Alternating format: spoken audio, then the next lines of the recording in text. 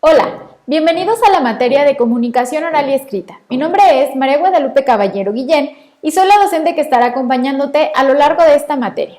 El día de hoy estaremos revisando la sesión número 2, unidad de aprendizaje número 3, en la que estaremos platicando acerca del proceso de la comunicación, los diferentes tipos de comunicación y los ruidos que pueden afectar que se dé de manera adecuada todo este proceso. Para empezar, vamos a definir qué es el proceso de comunicar. Comunicar puede entenderse como este proceso de compartir cierta información de una persona hacia otra o de intercambiar diferentes estímulos para poder reaccionar de una u otra forma. Aquí hay que tomar en consideración cuál es el canal por el cual se está emitiendo un mensaje, es decir, el canal es este medio por el que se transmite un mensaje desde una persona hacia otra o desde un grupo de personas hacia otra. La idea acá es que nosotros tomemos en consideración qué es el canal y cómo podemos utilizarlo de una manera adecuada. Cuando nosotros tenemos diferentes procesos de comunicación, es decir, cuando yo decido enviarle un mensaje hacia una persona, tengo que tener en consideración cuál es la intención que mi mensaje tiene.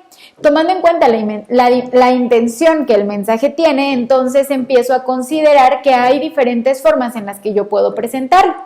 Hay un concepto muy utilizado en el proceso de comunicación que es la transaccionalidad, retroalimentación o también conocido como feedback. Estos tres conceptos se refieren a lo mismo, es decir, cuando yo emito un mensaje, sí va a haber una respuesta por parte del receptor del mensaje, que en este caso, al emitir su respuesta, se estaría convirtiendo en un emisor. Cuando nosotros tenemos este proceso de comunicación, el emisor o fuente envía un mensaje hacia el receptor o destinatario, pero luego estos intercambian de lugar y entonces el que era el receptor se convierte en el emisor y el que era el emisor se convierte en el receptor y hay un proceso de retroalimentación, de transaccionalidad o de feedback en donde ellos van intercambiando puestos y de tal manera se va dando el proceso de comunicación, por ejemplo, por medio de una plática. Sin embargo, no siempre la comunicación puede darse de esa forma. Cuando hay una retroalimentación, se le conoce como una comunicación bidireccional, es decir, que va de ida y vuelta con respecto a la información que se está dando. Por ejemplo, cuando ustedes están en un salón de clases físico, el maestro da una información y ustedes en ese mismo momento preguntan, hay una comunicación bidireccional porque hay una respuesta por parte de la otra persona.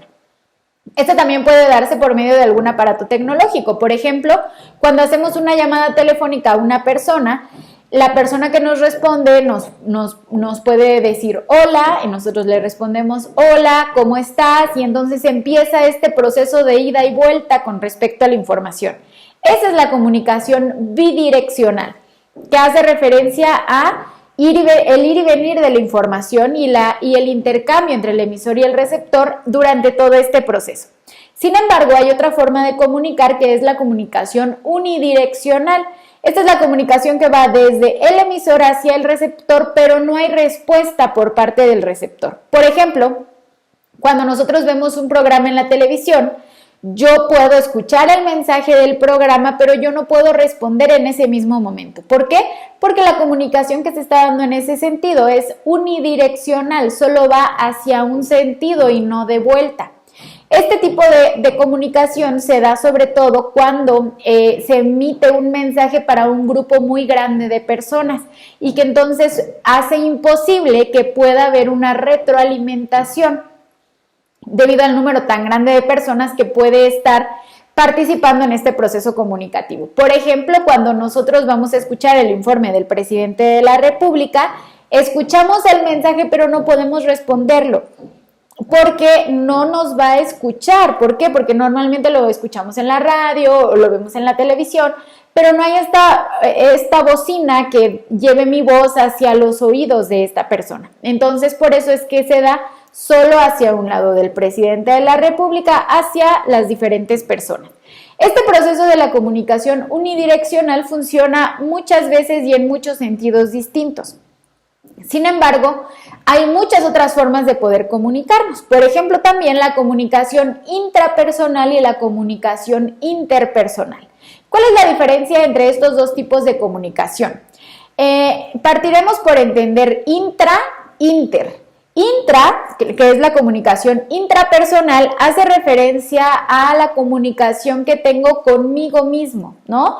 Por ejemplo, cuando decido cruzar una calle y que digo, ok, este carro viene muy rápido, mejor me espero tantito, o si me apuro, tal vez si cruzo, o mientras voy caminando pienso, ¿será que ya pasó la combi a la que tenía que subirme? O a lo mejor ahora es el momento ya de salir de mi casa, o ya estuve demasiado tiempo haciendo esta actividad, necesito hacer esta otra. O sea, esta plática interna que yo tengo conmigo mismo es el proceso de la comunicación intrapersonal, que no es muy complicada porque es la que estamos teniendo todo el tiempo. Todo el tiempo estamos comunicándonos de esta forma y lo que hace es que entonces nosotros empezamos a considerar el proceso de comunicación conmigo mismo. Pero no hay tanto problema si yo me confundo, si no me doy bien un mensaje, etcétera, porque estoy solo con mis adentros, o sea, no hay más quien lo escuche. Sin embargo, cuando la comunicación se da de manera interpersonal, lo que sucede es que el mensaje tiene que estar armado de una mucho mejor manera, porque lo que empieza a suceder entonces es que yo me doy cuenta que todo este proceso de comunicarme con alguien más, que a eso se refiere la interpersonal de yo con alguien más, pues ya nos obliga a tener un proceso mucho más específico, porque tengo que llegar a la persona, que ésta puede entender lo que le quiero comunicar y entonces todo este proceso se da de una manera mucho más complicada, porque ya no solo tengo que cuidar lo que digo, sino cómo lo digo, hacia qué contexto lo estoy expresando, cuál es la intención que persigue este mensaje que yo quiero enviar, etc.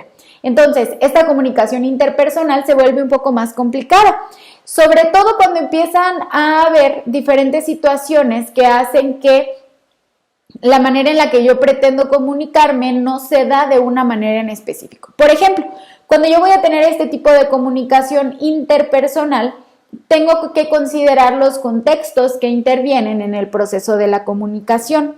¿Qué es lo que puede alterar el mensaje desde quien lo codifica y desde quien lo decodifica? Para la manera en la que yo armaré el mensaje y en la que la demás persona podrá entenderlo. Esto es lo que hace referencia entonces al contexto en donde se está interviniendo todo este proceso de comunicación. Además, tenemos que considerar también el contexto físico, dónde estamos físicamente al momento de enviar un mensaje, porque eso va a determinar la manera en la que nosotros queremos comunicarnos. También hay que considerar el contexto histórico. ¿Qué ha sucedido anteriormente con respecto a ciertos temas que podrían no ser adecuados hablar de uno u otro tema con respecto al contexto histórico? ¿Qué es lo que ha sucedido anteriormente y entonces qué mejor vale la pena no mencionarlo? Lo mismo sucede con el contexto cultural. Hay algunos temas de los cuales no son muy apropiados hablar en diferentes situaciones y entonces tengo que considerarlo antes de empezar a emitir un mensaje. Sin embargo, suponiendo que todo este contexto estuviera muy bien manejado y no hay nada que altere el proceso de comunicación, vamos a encontrarnos con que hay diferentes ruidos que van a intervenir en el mensaje, es decir, diferentes ruidos que van a evitar que el mensaje que yo estoy enviando se dé de la manera adecuada. Por ejemplo, son 3 tipos de ruidos. El primero de ellos es el ruido externo. Este tipo de ruido es el que nosotros lo podemos considerar como un sonido fuerte que haga que no se entienda el mensaje. Por ejemplo, estamos en la calle platicando con una persona y de repente pasa una patrulla o pasa una ambulancia. ¿Qué es lo que va a suceder? El sonido de las sirenas, ya sea de la patrulla o de la ambulancia, va a ser lo suficientemente fuerte como para poder evitar que el mensaje sea entendido. Y el contexto estaba bien cuidado, el contexto físico, el social, el histórico, psicológico, cultural, etc. Sin embargo, hay un ruido externo que nos va a evitar que el mensaje pueda ser entendido de una manera adecuada. Entonces, hay que considerar que estos ruidos externos pueden alterar el mensaje y pueden hacer que este no pueda escucharse y que sobre todo no pueda entenderse. También hay ruidos internos. Estos hacen referencia a los pensamientos y a los sentimientos que yo como emisor puedo tener y que eso obstruya lo que yo quiero decir. Por ejemplo, si en este momento yo tuviera algún pensamiento negativo o triste o feliz o como sea, este ruido dentro de mi mente va a evitar que yo me concentre y que yo pueda enviarles un mensaje adecuado a ustedes. Pero sucede también cuando ustedes reciben el mensaje. Puede ser que cuando ustedes estén escuchando este mensaje que yo estoy enviándoles, ustedes estén pasando por una situación complicada, tal vez una situación difícil, tal vez les acaba de pasar algo muy emocionante y entonces hay un ruido interno que no les permite concentrarse. Este tipo de ruidos también hay que considerarlo al momento de recibir y enviar mensajes para que esto no altere lo que nosotros queremos decir.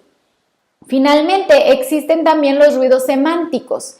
Este tipo de ruido hace referencia a la manera en la que nosotros podemos darle una mala interpretación a lo que estamos diciendo. Un ruido semántico es con respecto al significado y al entendimiento de las palabras, una mala interpretación de lo que queremos decir. Es decir, yo envié un mensaje, pero resulta que lo que yo dije, la persona que me escucha no lo interpreta de la manera correcta por el significado que para esta persona tiene en su contexto. Por ejemplo, yo puedo decirles un mensaje, pero si dentro de las palabras que yo elijo hay palabras que ustedes no conocen, esto va a evitar que el mensaje se dé de una manera adecuada por medio de una mala interpretación. Y entonces no van a entender lo que yo digo porque una de las palabras es un ruido semántico. Es decir, es esta manera en la que no nos estamos expresando de una manera adecuada. Y esto obviamente es un error y es algo que altera el proceso de comunicación. Estos son los temas de la unidad de aprendizaje número 3. Espero que te ayuden para seguir aprendiendo durante todo este proceso de la materia de comunicación oral y escrita. Nos vemos en el siguiente video. Hasta luego.